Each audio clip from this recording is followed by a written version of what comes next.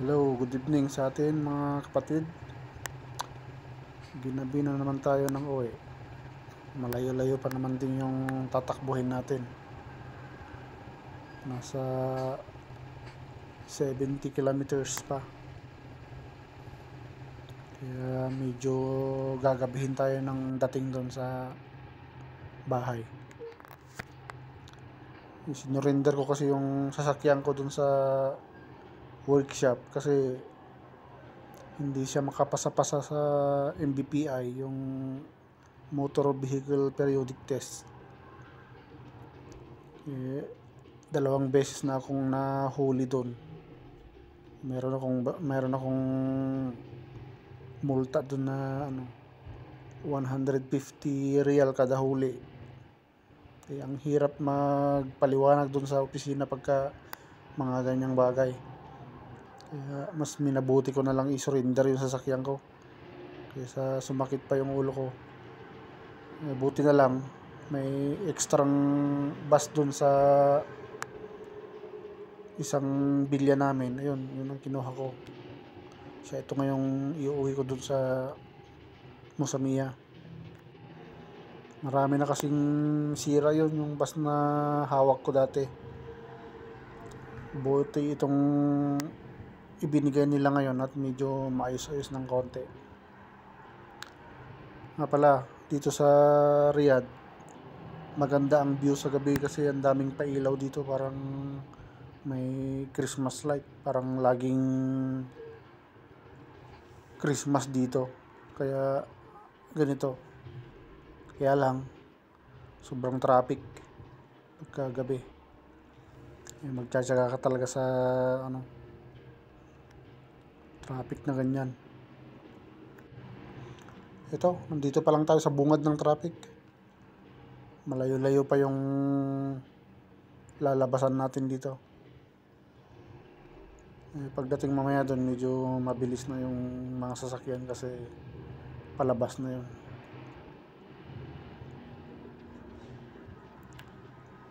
Pero sulit ang mag-video dito sa loob ng Riyadh pagka gabi. Hindi pa naman masyadong ito kasi nasa pa lang to 5:30 or 6 o'clock.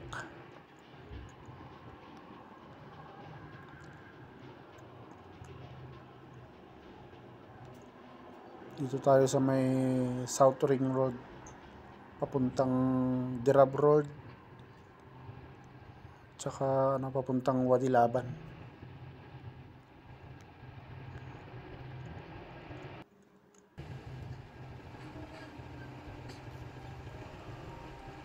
Medyo malayo-layo pa.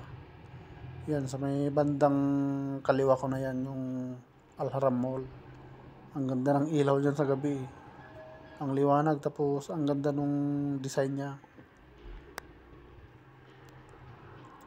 Yan yung isang pinakamalaking mall dito sa Riyadh. Sayang, hindi ko kasi mabidyuhan hindi pwedeng humawak ng cellphone dito kasi may mga camera dyan sa may mga karatula dyan sa taas ng daan na yan. May mga nakalagay dyan. Pa oras na napitikan ka nyan, 150 real yan. Yan, sa taas ng karatula na yan. May mga may mga camera dyan. Or kahit hindi ka lang naka-seatbelt, pag napitikan ka nun, wala na. Pagdating ng sahod mo, cut na yung 150. Kaya mahirap pagka hawak-hawak mo yung cellphone. Kaya nakadikit lang dyan sa poste ng bus. Nandito na tayo sa may tulay ng exit 21 papuntang Manila Market. Ayan, dito yung may mga magagandang pailaw sa gabi sa lugar na to. Pero may mas maganda pa dyan, kaya lang yun hindi na natin madadaanan. Sa may King Fahad Road, sa may business center, mas maganda ron. Pero okay na rin dyan sa lugar na yan. Kaya lang yan, magtsatsaga ka talaga, traffic. Magandang pumunta sa Riyadh pag yung Friday o kaya Saturday, yan.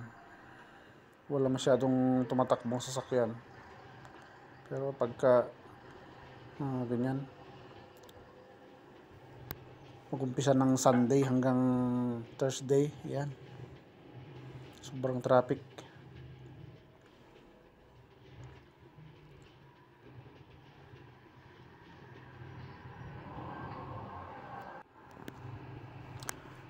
Bali yung parang yung tulay na yan, daanan ng train yan, kaya lang hindi pa siya gumagana ngayon. Wala pang tumatakbo dyan kasi kasalukuyan pa ang ginagawa yan. Pero sabi nila itong 2025 hanggang 2030 yan, mag-umpisa na yan.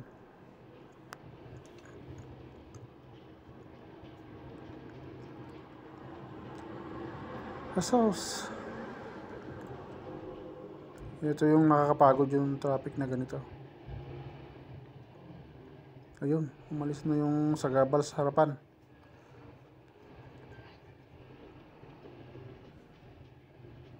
Yung mga maliliwanag dyan sa gilid na yan, mga kanyan, mga mall.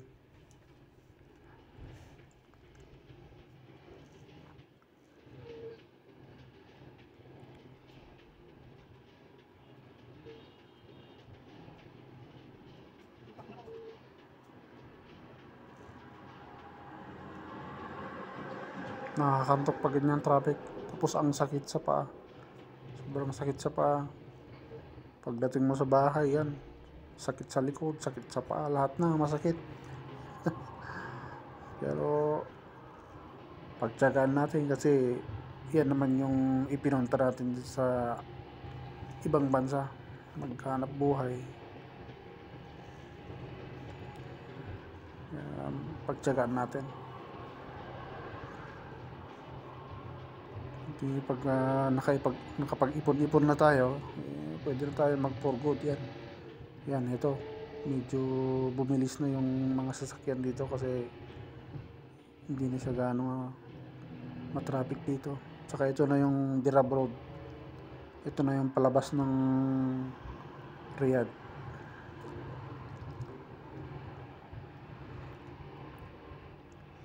Yan, medyo mabilis-bilis na yung mga sasakyan dyan.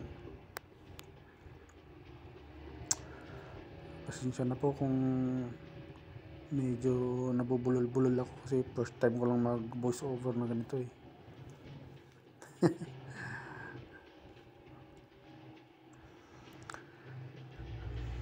Dito kahit na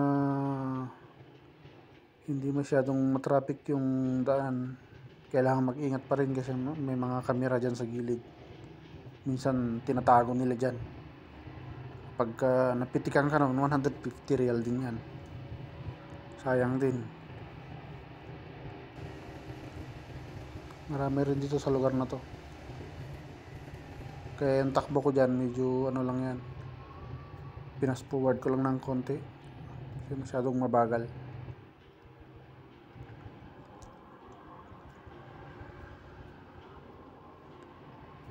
Kaya parang antulin tumakbo, no? Pero yung takbo ko lang dyan, mga 60-70 lang yan. Kasi yan lang yung allowed na takbo ng bus dyan sa loob ng Riyadh.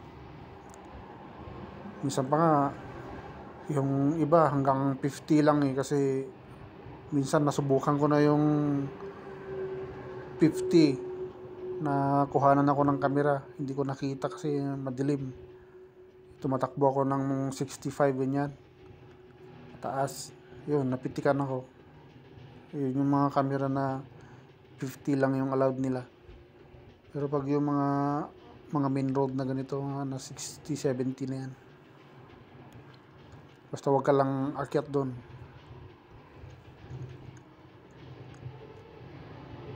Wag lang bibilisan pa doon.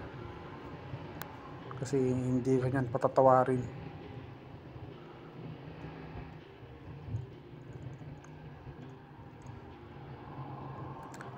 Mamaya yung madadaanan natin medyo madilim na siya. Wala na siyang street light kasi gitna na yun ng disyerto.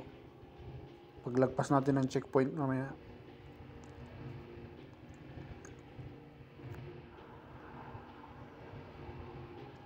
Bali dito sa may gawin na to, may mga branch pa rin yung company namin dito. 2 yata o 3 pa yung branch namin dito sa banda na to. Tapos yung destino ko, saka meron pa yung nakakalat dyan sa gitna ng disyerto ng mga branch namin kasi maraming branch ang Panda. Ayan, dito na tayo sa may labasan, malapit na tayo sa checkpoint. Paglagpas natin doon medyo madilim na siya. Ipapasilip lang natin yung kadiliman. Ayan, madilim na nga.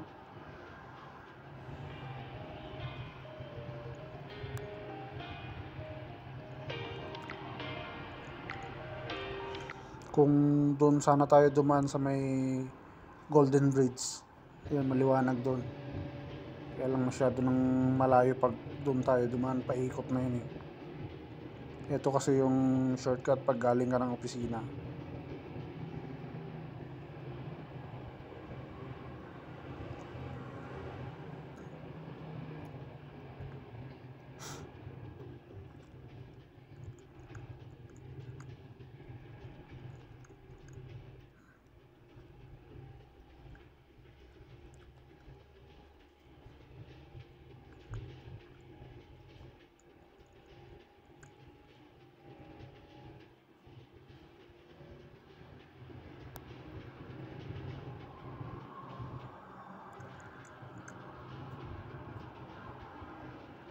Ayun, nalagpasan na yung checkpoint.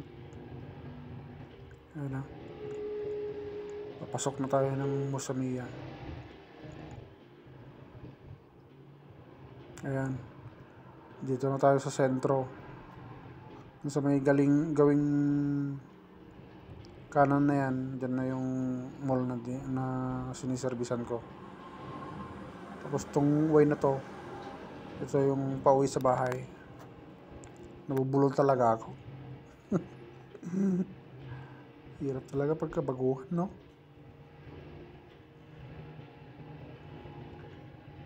Yan, maliwanag talaga sa gabi pag dito sa Riyadh. Hindi nila tinipid yung mga street light nila. Konti lang dito yung wala ng street light eh. Karamihan meron na. Yung dinaanan natin kanina na medyo madilim, kuwan na kasi yun eh, gitna ng disyerto, kaya wala na siyang street light doon.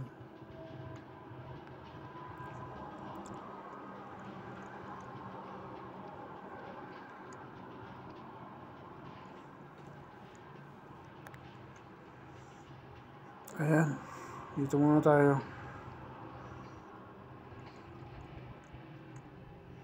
Bumili lang ng pagkain kasi pauwi na naman.